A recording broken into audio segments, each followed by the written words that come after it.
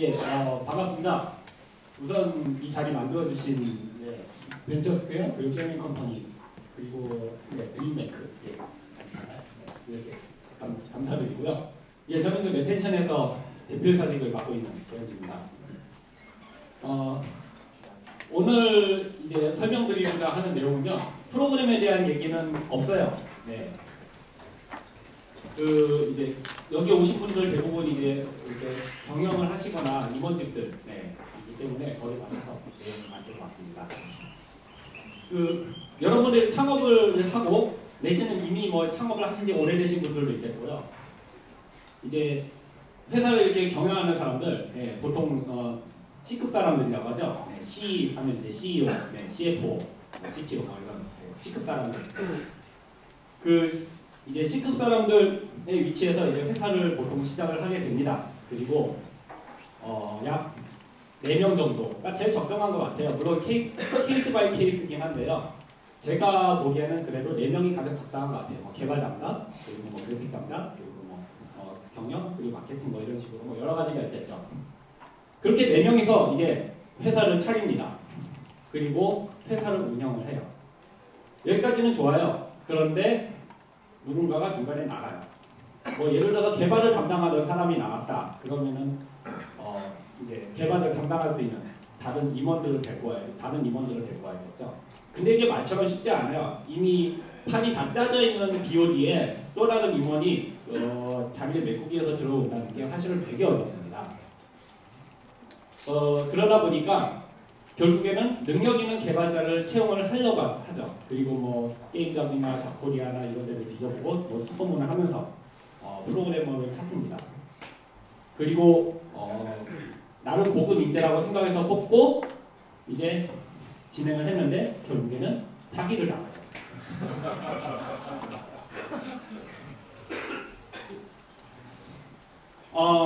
자, 왜 이런 일이 벌어질까요?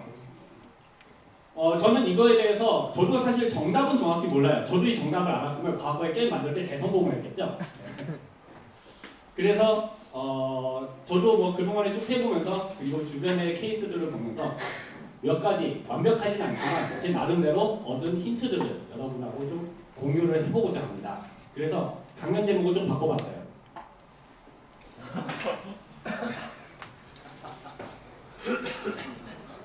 물론 멍청한 건 죄가 아닙니다. 근데 제목을 이렇게 썼어요. 네, 좀 의도예요. 좀 이거 가지고 약간 발끈하시는 분들 있다면 좀 죄송합니다만 일단 이거는 자기의 돈과 자기의 10년의 인생을 걸고 회사를 차린 사람들을 위해서 만든 강연이기 때문에요. 멍청한 것도 죄가 될 수가 있어요. 네. 경영자 입장에서는 그렇게 보일 수밖에 없어요. 왜냐? 사기꾼 개발자들한테 당했을 때는 어쩔 수 없지만 멍청한 개발자한테 당했을 때는 뭐 그거를 변상해주는 무슨 손해보험이 있나요? 그런 거 없거든요. 네. 경영자 입장에서 어느 쪽이든 간에 달립니다. 그래서 이렇게 되지 않기 위해서 어떻게 하면 될까에 대해서 몇 가지를 준비해가지고 왔어요. 우선 제일 먼저 생각해야 되는 거는 채용입니다. 아까 말씀드린 대로 처음에 이제 C급 사람들끼리 모여서 시작을 했다. 그러면은 정말 나이스한데 이제 C급 사람들 중 누군가가 이탈을 했을 때 거기를 채우기 위해서 이제 사람들을 데리고 와야 되는데 A급 인재를 데리고 와야겠죠. 네. 그럼 A급 인재를 어떻게 채용해야 될까? 이런 부분에 대해서 이제 간단히 힌트를 좀 드리도록 할게요. 우선은요, 실력을 직접 평가를 해보는 게 좋습니다. 제가 뭐 저뿐만 아니라 여기는 여러분들도 다들 생각 많이 다 알고 계실 거예요. 텔미를 하지 말고 쇼미를 해라. 말만 짓거리지 말고 나한테 보여주어라. 이거를 여러분들도 많이 강조를 할 겁니다. 채용에 대해서도 마찬가지예요. 서버 프로그래머, 서버 개발을 담당하는 사람들, 이런 사람들을 채용을 할 때 자기만의 아니면은 남들이 쓰고 있는 알려진 방법이라도 좋습니다. 쇼미를 확인을 꼭 하세요. 반드시 검증을 해서 이게 사람을 뽑는 게 좋습니다. 네. 그리고 특히 작은 회사일 경우에는요, 사람을 사실 자금이 많이 부족하고 하다 보니까 사람을 뽑을 때 좀 뭐라고 할까? 뭐 나중에 출시 후에 많이 주겠다. 뭐 여러 가지 이유를 가지고 뽑기도 하는데요. 그러다 보면 이제 자금이 부족해서 뭐 신입을 뽑고 그러기도 해요. 근데 작은 회사에서 신입 뽑는 건 정말 위험하다고 생각을 합니다. 물론 제가 용인술에 한계가 있어서 그럴 수도 있어요. 저희 케이스의 경우. 근데 보면은 신입을 데리고 일을 진행하려다 보면 장기적으로 더 큰 비용이 들어요. 왜냐? 시간이 많이 소모되거든요. 그 스타트업에서는 시간이 돈보다 더 중요한 문제예요. 그래서 시간이 지연될 수 있는 팩터는 최대한 빼버리는 게 이제 오히려 안전합니다. 전체 비용도 오히려 아끼고요. 자, 그리고 두 번째로는 관찰을 하는 거죠. 그 서버 프로그래머가 하는 일들을 보면은요, 옆에서 이렇게 보면은 참 힘들어요. 맨날 그냥 까만 글씨에 까만 화면에 까만 글씨를 가지고 뭔가를 열심히 키보드를 도락도락거려요. 뭐 그래픽 디자이너나 아니면 클라이언트 프로그래머들은 작업하는 게 눈에 보여요. 하지만 서버 개발자들이 하는 거는 별로 눈에 보이지가 않죠. 뭔가 막 하얀 글씨에 뭐 이렇게 토닥토닥거리고, 그리고 결과물이라고 해봤자 사고 치는 것밖에 없죠. 렉상 비난하고 서버 다운되고 막 그런 것밖에 없죠. 사실 뭐 서버 개발자가 가장 베스트하게 일을 하잖아요. 그러면요, 어떤 결과물이 나오냐면 결과물이 없어요. 눈에 보이는 게 없습니다. 서버는 뭐 만들어봤자 눈에 보이는 존재감이라고 다운됐네, 뭐 유저가 튕겼네, 렉 걸리네, 뭐 그런 불만밖에 없거든요. 그거 없애는 게 서버 개발자가 하는 일이에요. 그리고 어쨌든 서버 개발자가 하는 게 눈에 보이지도 않아요. 그럼 서버 개발자한테 물어보겠죠. 당신이 지금 하고 있는 게 뭐냐? 그러면은 엄청난 다이어그램을 그려가면서 막 설명을 합니다. 어쩌고 막 알 수 없는 얘기를 막 잔뜩 꺼내요. 그러면서 높은 연봉을 제시하죠. 근데 이거를 그냥 전혀 모르는 상태에서 옹이옹이 하면은 당할 수가 있어요. 그래서 이제 사실 경영자들은요, 혀가 아주 중요한 부분입니다. 말빨이라고 하죠. 근데 말빨이라는 걸 그냥 말빨이 아니라 알아야지 말빨을 할 수가 있죠. 이제 저도 뭐 이제 지금 게임 서버 엔진 회사 레텐션 이거를 지금 진행한 지 지금 5년, 이제 6년으로 가고 있는데요. 이거를 해보면서 많은 교훈을 얻었어요. 뭐 예를 들면은 저도 개발자 출신이다 보니까 직접 일을 하는 경우가 많았어요. 실패도 많이 했었고요. 너무 나무만 보다가 숲을 못 보고 실패를 해본 경험도 있었고요. 그런 여러 가지 경험을 했는데요. 딱 한마디로 이제 모든 교훈이 이겁니다. 모든 것을 알아야 합니다. 하지만 아무것도 하지 말아야 해요. 관찰을 매우 잘 하는 것이 중요한 위치에 있는 게 경영자의 위치예요. 그러다 보니까 게임 서버가 무엇을 하는 거고, 그리고 어떤 결과가 나오는지 정도는 알고 있어야지 됩니다. 그래서 간단하게 한번 정리를 해봤어요. 물론 이것도 약간의 오류는 있어요. 여러분들이 만드시는 게임 타이틀에 따라서도 여러 가지가 있겠지만 제가 그냥 관찰해본 것 중에서 평균을 한번 내봤어요. 대충 이러한 모양이 나와요. 프로젝트를 진행하다 보면 성과의 단계라는 게 뭐예요? 우선 로그온을 할 수 있는 결과까지 가는데 많은 선별 작업이 들어가게 돼요. 일단 로그온이 되더라 이러면요, 한 40%는 개발이 끝났다고 보시면 돼요. 그 다음부터는 뭐 몹을 잡고 아이템을 뭐 획득하는 게 되면 한 50% 끝난 거고, 그리고 비동기든 동기든 뭐 상대방의 행동이 보인다, 누적된다. 뭐 실시간 멀티플레이면 상대방의 행동이 보이겠고, 비동기 멀티플레이면 상대방의 행동했던 것이 누적이 돼서 보이겠죠. 여기까지 오면 한 60%예요. 그리고 더미 클라이언트가 1000개 정도 붙였다. 그러면 이제 70%까지 온 겁니다. 그리고 더미 클라이언트가 2만 개까지 갔다. 그럼 이제 한 99% 끝난 거예요. 이때쯤 거의 다 끝난 거예요. 그리고 모네타이제이션을 하기 위해 시스템까지 붙였다. 이러면 이제 서버가 할 일은 다 끝났다고 보시면 됩니다. 그러니까 내가 서버 개발자가 하는 일을 잘 모르겠다. 그럴 때는요, 뭐 이러한 지침을 가지고 파악해 보시는 것도 좋아요. 근데 문제가 있죠. 40%까지 갈 때까지 경과를 또 알 수가 없어요. 이 부분도 좀 세분화를 해보면 좋겠죠. 그래서 세분화는 역시 나름대로 해봤습니다. 우선요, 제일 중요한 거, 서버가 하는 일을 정리를 하는 게 25%인데 제일 크리티컬한 지점인데, 여기까지 오면요, 서버 개발자가 이렇게까지 했구나 이런 거를 좀 이렇게 진척을 알 수가 있어요. 왜 서버 역할 정의를 가장 강조를 했냐면요. 여기까지 오면요. 서버 개발자가 만들고자 하는 게임이 무엇인지를 완전히 달달 외고 있다는 뜻이에요. 그걸 선결해야 되거든요. 근데 간혹 그런 서버 개발자들도 있어요. 기획서를 안 봐요. 네. 사실 서버 개발자는 전체 게임 시스템, 게임 플레이 로직에 중추신경을 담당하는 쪽을 하고 있는 분야입니다. 눈에는 전혀 보이지 않아도 서버가 안 돌아가면 아무것도 안 돼요. 그래서 서버 개발 프로그래머들 사이에서는 뭐 개인적인 시각일 수 있는데 제가 보기에는 서버 개발자가 만들고자 하는 게임의 기획 내용을 정확히 알고 있어요. 네. 그래서 이것이 되어 있지 않으면요, 이 단계를 무지하게 안 올라갑니다. 그래서 서버 개발자들이 얼마나 기획서를 잘 외우고 있는지를 또 평가를 해보신 것도 좋고요. 서버 개발자들이 충분히 알고 있다. 그럼 플레이어 데이터 구조도까지는 이제 쉽게 올라요. 그래서 플레이어 데이터 구조도하고 서버 역할 정의 여기까지 올라오는 거를 관찰을 해보시는 게 좋아요. 그 다음부터는 어렵진 않아요. 서버 구조도를 짜고 코딩하고 이제 로봇 처리까지 가는 거는 그렇게 긴 여정은 아닙니다. 예, 일단 이게 이제 제가 봤던 관찰의 내용이고요.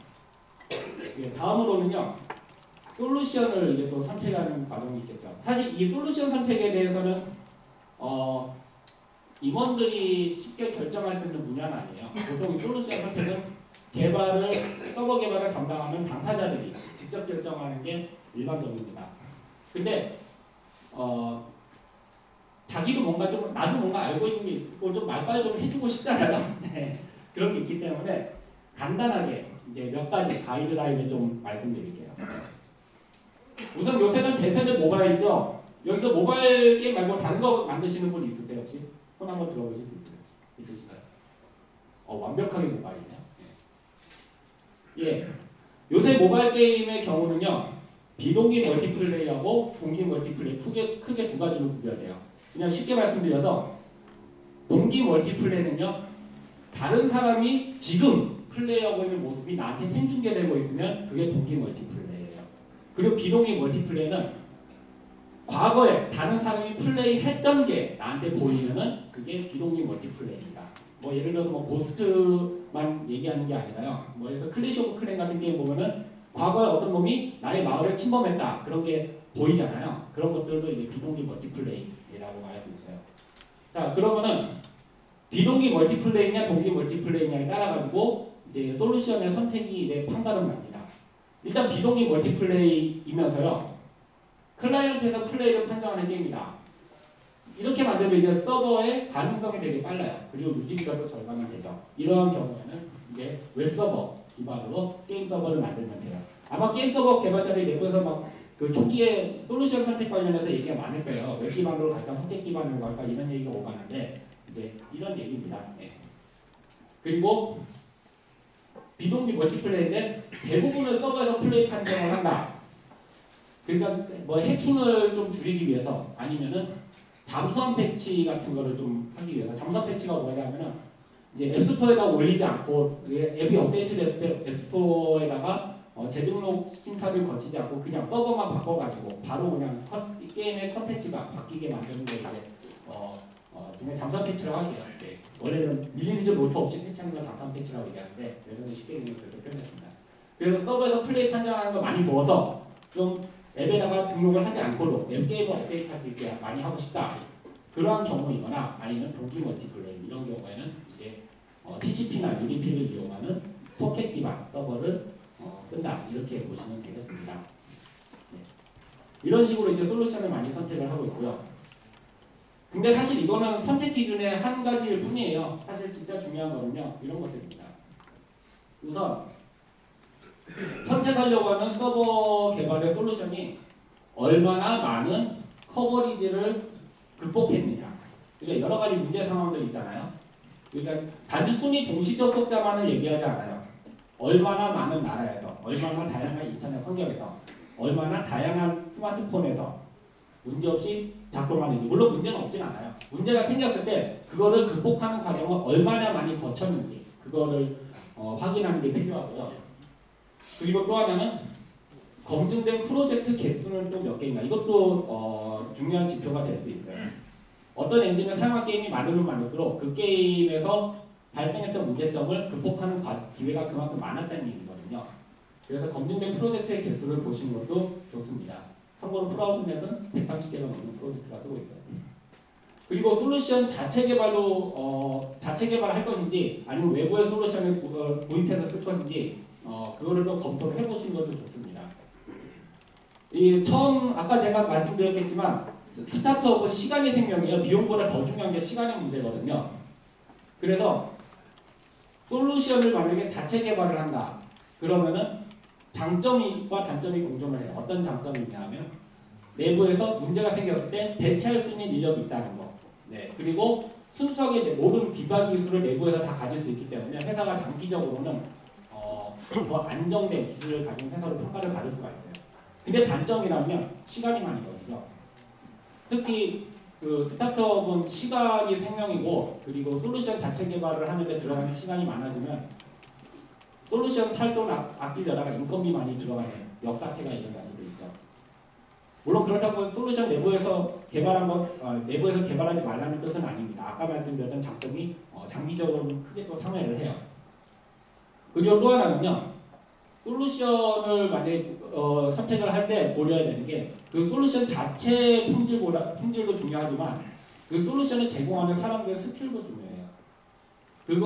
왜냐하면 서버 같은 경우에는 의료기기와 같다고 보시면 돼요. 그 수술할 때 쓰는 저는 의료주는 잘 모르지만 수술용 장갑이랑 고무장갑이랑은 수술용 장갑이랑 그 주방에서 쓰는 고무장갑이랑은 고무라는 거를 쓰긴 했지만 품질의 차이가 크죠. 수술 비용 아끼겠다고 고무장갑 썼다가 환자가 죽으면은 고무장갑 가격은 완전히 상회해버리는 엄청난 문제에 시달리게 되죠. 그래서 서버 같은 경우에는 특히나 미션 크리티컬이기 때문에 비용을 아낀다는 것보다 얼마나 안전한가 그런 부분을 충분히 생각하는 게 중요하죠. 물론 이런 기준들도 있는데 뭐니 해도 가장 좋은 거는 실무자들이 어떤 솔루션에 가장 익숙한가 그거를 선택하는 게 좋습니다. 예를 들어서 지금 게임 같은 경우는 웹서버 기반으로 개발하는 게 대세예요. 비동기 멀티플레이 위주이다 보니까. 그래서 웹서버를 이용해서 개발하는 프로그래머들이 내부에 많이 있다. 그러면은 이제 웹서버로 가는 게 좋고요. 반대로 다른 어떤 솔루션을 쓰는 게 더 익숙하다. 그러면은 그런 솔루션을 선택하는 게 맞습니다. 그러니까 즉 개발 실무자들이 가장 익숙해하는 것을 선택하는 게 좋은 선택이에요. 이제 한번 슬슬 마무리를 해볼게요. 서버 개발이 이게 스타트업을 막 시작을 했는데 서버 개발 쪽이 아웃 오브 컨트롤이 되지 않기 위해서 예방할 수 있는 몇 가지 조언을 다시 한번 정리해 볼게요. 우선 채용부터 그냥 말로만 듣지 말고 직접 테스트를 해서 관찰을 하자. 텔미를 하지 말고 쇼미를 해라 이거고요. 그리고 이제 관찰의 부분. 아까 잠깐 그래프로 보여드렸죠. 로그온까지 갔는지 그리고 로그온까지 가기 전에 이제 서버 개발자가 얼마나 기획령을 완전히 이해하고 서버가 어떤 일을 할 건지를 정의를 하는지 그 진행하는 과정을 관찰하는 것도 이제 좋은 방법이에요. 또 아까 제가 잠깐 빠뜨린 게 있었는데요. 요새는 요새가 아니라 이제는 애자일 개발 방법론이라는 게 많이 통용이 됩니다. 그래서 매 주간마다 하다못해 매 보름마다 개발이 진척된 결과물을 보여주는 거는 이제 개발팀 내에서 프로그램을 개발하는 곳에서는 이제 정착된 문화가 됐어요. 이거를 만약에 거스르면은 한번 실력이나 경력을 의심해 보는 것도 좋습니다. 극단적으로 2달 동안 아무것도 보여주는 게 없다. 이러면은요 의심을 반드시 해보시는 게 좋아요. 물론 불가피한 예외들이 있어요. 그래서 예외 없이 판단하면 안 되는 거고요. 그렇게 주기적으로 일주일 혹은 2주일마다 결과물이 나오는 것들을 관찰을 해보는 것도 중요합니다. 그리고 이제 솔루션의 선택. 가장 익숙한 개발자들이 쓰는 것을 선택하는 것이 좋고 그리고 얼마나 많은 커버리지가 검증되어지냐 그런 거를 또 검토를 하시는 것도 좋고요. 그리고 시간을 돈 주고 살 수 있으면 사자. 예를 들어서 솔루션을 선택하는 것도 괜찮은 솔루션을 선택하는 것도 시간을 돈 주고 사는 거예요. 그런 시간을 돈 주고 살 수 있는지 여러 가지 팩터들을 판단하는 나름대로의 기준을 갖고 계시면 더 이제 개발이 안전하게 진행이 될 수 있으리라고 생각을 합니다. 네, 여기까지가 전체적인 내용이고요. 예. 몇 분 걸렸죠?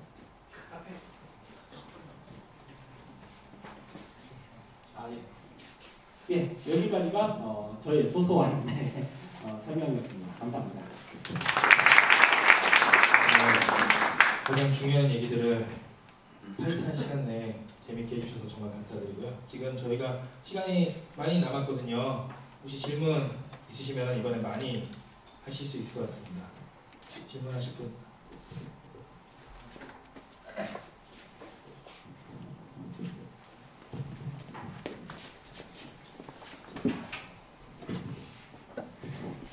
좋은 말씀 감사합니다. 제가 잘 몰라서 그러는데요. 제가 과거에 했을 때는 KT 클라우드 받아가지고 아파치 깔아서 거기에 APM 세팅하고 이렇게 웹서버 만들었었는데, 지금 말씀하시는 거는 이제 솔루션을 준다는 것 자체가 그런 기본적인 게 다 깔려 있고 보안까지 어느 세팅된 걸 말씀하시는 거예요? 혹시 프라우드넷에 대해서 질문하신 건가요? 아니면 지금 조금 헷갈리는 게, 제가 만약 지금 다시 셋업하는 걸 생각했을 때는 사실은 AWS 아마존 걸 받아서 거기에 세팅하려고 했어요. 왜냐면 그러면 검증이 돼 있으니까 그런 대용량 처리나 그런 거에 대해서 검증이 돼 있다고 생각해서 그쪽에다 이제 소위 말하는 APM 세팅해가지고 하려고 했었는데, 지금 말씀하시는 얘기를 들어보니까 어떤 솔루션이 더 얹어져 있는 그런 걸 제공하시는 것 같아서 제가 아는 차이가 있는 것 같아서. 네. 우선 제가 솔루션이라고 통칭을 했는데요. 이게 뭐 예를 들어 아까 프라우드넷 같은 게임 서버 엔진은요, 솔루션을 구성하는 부분 중 하나일 뿐이에요. 사실 이게 제가 이제 프라우드넷 설명하다가 솔루션이라는 단어를 써가지고 제가 혼동이 있었던 것 같아요. 일단 제가 지금 솔루션을 말씀드린 거는 이제 게임 서버 엔진뿐만이 아니라 다 통칭한 거예요. 그래서 클라우드 서비스라든지 아니면은 모니타이제이션 툴이라든지 또 뭐가 있을까? 운영 툴이라든지 그런 여러 가지도 있죠. 물론 오픈 소스인 것들도 다 포함해서 예를 들어서 AWS 위에다가 이제 얹을 수 있는 여러 가지 메시업들 있잖아요.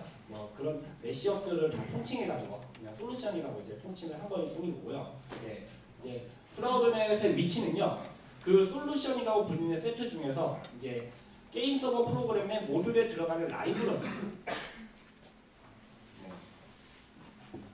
네, 그렇습니다. 자, 다음 질문 또 있으시면. 예. 저는 개발을 할 때 엔진, 이게 한마디로 서버 쪽 엔진 같은 거잖아요. 그래서 이런 걸 되게 쓰고 싶은데, 문제적으로 이제 인디 개발 같은 경우는 이제 비용 문제가 되잖아요. 그래서 프라우드 엔진 같은 경우는 이제 어느 정도 매출 이상 올라갔을 때 퍼센테이지로 이제 비용을 나누는 그런 시스템이 있는 건지. 그러니까 초반에 진입할 때 솔루션 같은 경우 초반 진입 비용이 상당히 들잖아요. 그래서 그런 거에 대해서 인디 게임 쪽에서 어떤 식으로 지원이 있는지, 아니면은 가격 정책이나 이런 게 있는지 좀 궁금합니다. 현재는 아직 인디를 위한 정책이 따로 아직 정해져 있지는 않아요. 사실 내부에서 아직도 토론 중이고요. 토론보다도 계속 관찰하고 있는 추세입니다. 네. 현재 일단 제 회사의 정책은 아니고 제가 그냥 개인적으로 그냥 생각하는 걸 말씀드리자면, 일단 인디의 경우는 아예 그냥 무료로, 아무 비용 없이 무료로 가는 게 인디들한테는 효용성이 있는 것 같더라고요. 보니까 인디 개발자들 입장에서는 싸냐 비싸냐보다도 그 진입장벽보다도 무료냐 유료냐의 진입장벽이 훨씬 크더라고요. 제가 관찰해 보니까. 그래서 제 개인적으로는 이제 인디들한테 그냥 무료로 그냥 주고는 싶어요. 근데 이제 회사 내부에서는 저 혼자만의 회사가 아니기 때문에 이제 여러 가지 이제 고민을 아직까지도 하고 있는 중이고 계속 관찰하고 있는 중이에요. 아직까지는 인디를 위한 정책이 따로 공식화된 건 없어요. 없으신 것 같은데요. 제가 하나 질문을 드리겠습니다. 계속 개발자한테 발리지 않는 법을 알려주셨는데, 여기 창업을 목표로 하지 않고 취업을 생각하시는 분들 있잖아요. 그분들 입장에서 경영주한테 발리지 않는 어떤 경영주를 만나면 이런 경영주는 절대 만나면 안 된다.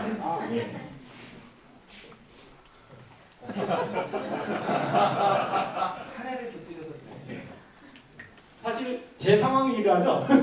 농담이고요. 스타트업에 입사를 하려는 분들, 이거는 글쎄요, 저도 이 부분에 충분히 생각을 해보진 않았지만요. 우선